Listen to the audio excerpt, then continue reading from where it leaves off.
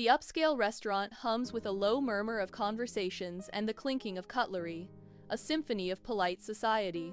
Mark sits alone at a table, his gaze fixed on the empty chair opposite him, a silent sentinel of anticipation. A flicker of concern crosses his face, quickly deepening into growing anxiety as the minutes tick by. He checks his watch for the fifth time, a desperate plea for time to either speed up or stop entirely. Each tick of the clock amplifies the unnerving silence, a stark contrast to the surrounding gentle hum of the restaurant. His features tighten, etched with a deepening worry, as hope begins to wane with every passing moment. Under the unforgiving night, Mark strides through the restaurant parking lot, a knot of dread tightening in his stomach. His eyes frantically scan the endless rows of parked cars, each one a potential hiding place for an unseen threat. The dim, flickering lights cast long, distorted shadows that dance ominously around him, amplifying his unease. He spots his car, a silent sentinel in the gloom, its passenger door ajar like a gaping maw. A cold, creeping dread seeps into Mark's bones, chilling him to the core as he approaches the vehicle. The unsettling sight confirms his worst fears, leaving him frozen in a moment of terrifying realization. Mark strides through the restaurant parking lot, the quiet night air heavy with an unspoken dread. His eyes fall upon a single, delicate high heel abandoned on the cold asphalt, a chilling discovery. Recognition dawns, a flash of horror as he realizes it's Sarah's shoe, a silent testament to her absence. A guttural, primal cry tears from his throat, echoing into the desolate night, a sound of pure agony. In the now sparse restaurant, the manager, a man etched with worry, grips a phone, his knuckles white with tension. His voice, a low, urgent murmur, recounts a chilling tale. His eyes dart nervously, scanning the empty tables, searching for answers, fearing the worst. The pallor of his face reflects the gravity of the situation, a silent scream of distress. He recounts the details of Sarah's sudden disappearance to the police, his voice trembling slightly. The air crackles with unspoken fear as he relays the chilling narrative of Sarah's vanishing act. In a secluded, dimly lit basement, Sarah lies bound and gagged on the cold concrete floor, a prisoner of her ex-husband, David.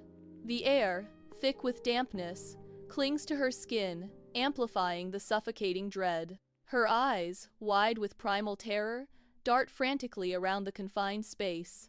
Every shadow seems to hold a new horror, every creak a fresh torment. Her muffled cries are swallowed by the oppressive silence, a chilling testament to her helplessness. Sarah's desperate gaze searches for an escape, a flicker of hope in the overwhelming darkness. The piercing ring of a telephone shatters the oppressive silence of Mark's apartment, a harbinger of dread. Mark, visibly trembling, reaches for the receiver, his eyes wide with a terrifying mix of fear and dread. A chilling voice whispers from the phone, "I need $1,000.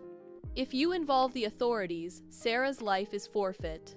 Mark, his voice barely a whisper, pleads, I'll get it. Just don't hurt her," his world collapsing around him. In the heavy, oppressive air of a secluded basement, Sarah's face is etched with a steely, unyielding determination. Her eyes, sharp and calculating, meticulously scan her surroundings, every detail absorbed with silent intensity. She listens, her senses acutely tuned to the subtle creaks of the house, mapping David's movements. Sarah watches, a quiet fury burning in her gaze, as she observes the precise moments of his absence.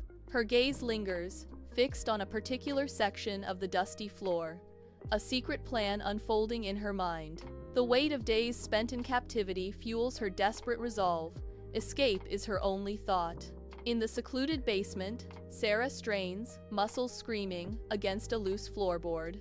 With a grunt, she pries it open, revealing a dark, cramped space beneath, a portal to the unknown. Every deliberate movement is a struggle as she squeezes her body through the narrow opening. Fueled by pure adrenaline, Sarah descends into the abyss, her resolve unwavering.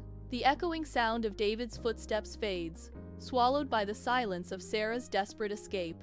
Sarah emerges from a hidden exit, her eyes wide with terror and confusion, into the biting night air. She stumbles through unfamiliar, shadowy streets, her heart hammering against her ribs. The cold night air bites at her skin, a stark contrast to the stale, musty basement she just left. Her desperate gaze catches on a distant light, a shimmering beacon of hope in the darkness. With newfound resolve, she fixes her eyes on the distant light, a silent prayer on her lips. In the dead of night, Sarah pounds frantically on the door of a quaint, well-lit house, her pleas echoing in the stillness. Inside, a startled couple, eyes wide with alarm, hears her desperate cries, their peaceful evening shattered. They swiftly pull Sarah inside, their faces etched with a mixture of shock and profound concern. The couple's hands tremble as they quickly dial 911, the gravity of the situation settling heavily upon them. Sarah stands trembling, her gaze fixed on the couple, a silent plea for help in her tear-filled eyes. David, impeccably dressed in a sharp suit, navigates his car through the night, city lights blurring past the windows. The lingering image of his new girlfriend's confused expression haunts his thoughts, a shadow in the vibrant night. A sudden, inexplicable unease washes over him, a prickling sensation of dread that tightens his grip on the wheel. He'd abruptly excused himself from the dinner, leaving behind a bewildered gaze and an unspoken question. The city lights become a dizzying blur, mirroring the turmoil within David as an unseen dread grips him. The night is a canvas of shadows as David's car hurtles toward his secluded house, its tires screaming a desperate protest. A brutal halt, a cloud of dust, and David spills from the vehicle, his movements jerky with a burgeoning terror. His face, a mask of contorted fear, reflects the growing panic that grips his soul. The once subtle unease has erupted into a full-blown, palpable fear, twisting his features. He stumbles towards the house, each step a desperate lunge away from an unseen horror. The darkness swallows him whole as he bursts through the door, leaving the chilling echoes of his fear in the night. David descends into the dimly lit basement, the creaking stairs a prelude to a chilling discovery.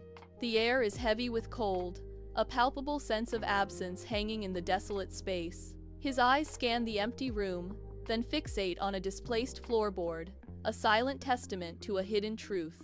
A primal scream of rage and despair rips from David's throat, echoing off the cold concrete walls. The horrifying realization dawns upon him.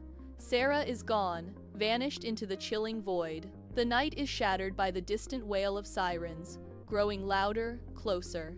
Police cars flood the quiet street, their urgent blue and red lights painting the darkness with frantic flashes. Mark, his face a canvas of raw relief and stark fear, lunges towards the house, his gaze fixed on the unfolding drama. He follows the officers, a shadow of desperation chasing their determined strides into the illuminated unknown.